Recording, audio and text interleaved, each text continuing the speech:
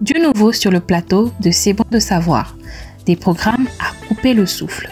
Retrouvons-nous tous les lundis soirs pour notre capsule Bonjour la semaine.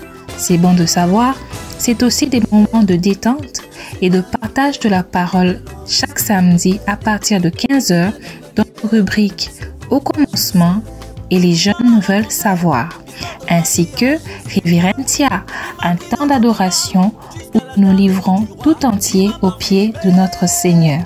C'est bon de savoir l'atmosphère qu'il nous faut.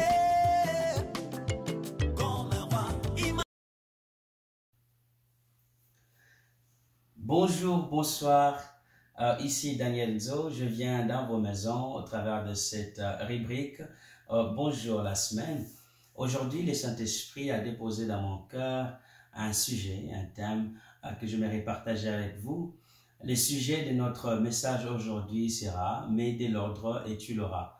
Mets de l'ordre et tu l'auras. Nous allons aller rapidement dans la parole de Dieu. Allons-y dans Matthieu 6, 33, je vais lire pour nous. « Cherchez premièrement le royaume et la justice de Dieu, et toutes ces choses vous seront données par-dessus. » Toutes ces choses vous seront données par-dessus.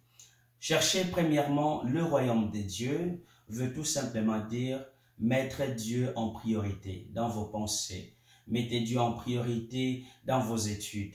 Mettez Dieu en priorité dans vos finances. D'abord Dieu et tout vient après. Et en lisant la Bible, je vois ici, vous trouverez 4 chercheurs. Vous verrez, la Bible dit que le diable cherche. La Bible dit votre adversaire, le diable cherche qui dévorer. Lui, dans sa recherche, il cherche qui détruire. Il cherche quel mariage détruire. Il cherche quelle vie détruire. Mais le deuxième chercheur, c'est le païen. La Bible dit, mais ces choses, ce sont le païen qui les recherche. Les païens cherchent la célébrité avant tout. Ils cherchent l'argent avant tout. Ils cherchent le mariage avant tout. Nous ne devons pas être de ceux qui placent ces choses, le mariage, célébrité, l'argent avant Dieu. Et nous voyons le troisième chercheur, c'est toi et moi, hein, les chrétiens. Les chrétiens sont le troisième chercheur. La Bible dit, cherchez premièrement le royaume des cieux. Premièrement, le royaume des cieux.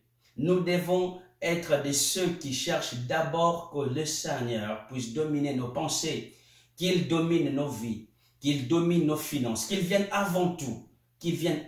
Et toute autre chose vous seront données par-dessus. Le quatrième chercheur, c'est Dieu. La Bible dit, Dieu cherche un homme. Il cherche un homme pour protéger son peuple.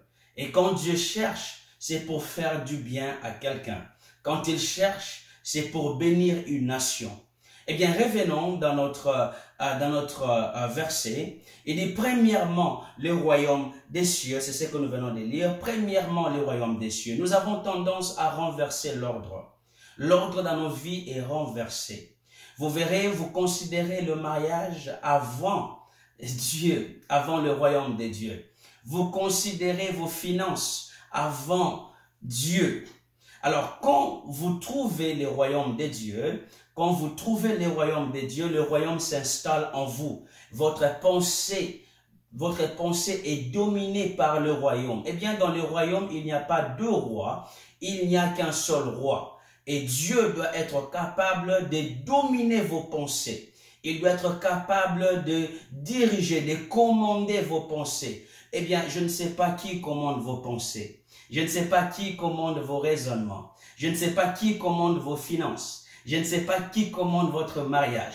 Cela doit être d'abord Dieu. Ne renversez pas l'ordre de priorité. Toutes ces choses sont le païen qui les recherche. Eh bien, retenez ceci. On obtient tout en lui quand on cherche tout.